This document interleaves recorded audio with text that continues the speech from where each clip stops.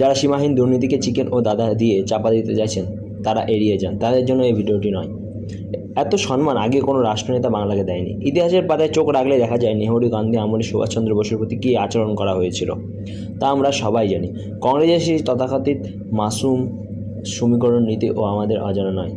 আর আজ বিজেপি বাংলাকে যে মর্যাদা দিচ্ছে, সে সম্মান দিচ্ছে, তা কোনো সর্বভারতীয় দলের কাছ থেকে আমি আগে দেখিনি। সিপিএমের ইতিহাসও ভুলিনি আমরা। কেরল লাইন সব সময় বেঙ্গল লাইনকে দাবিয়ে রেখেছে। জ্যোতি বসুকে প্রধানমন্ত্রী হতে দেয়নি। প্রকাশ কারাতের নেতৃত্বে বাংলার কণ্ঠস্বর বারবার স্তব্ধ করা হয়েছে।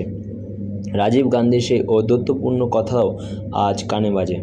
আপনি এত বাংলা বাংলা করবেন না, বাংলা থেকে একটা সিট না পেলেও কংগ্রেস ক্ষমতায় থাকবে। এটা শুধু অপমান ছিল না, ছিল বাংলার আত্মসম্মানের ওপর সরাসরি আঘাত।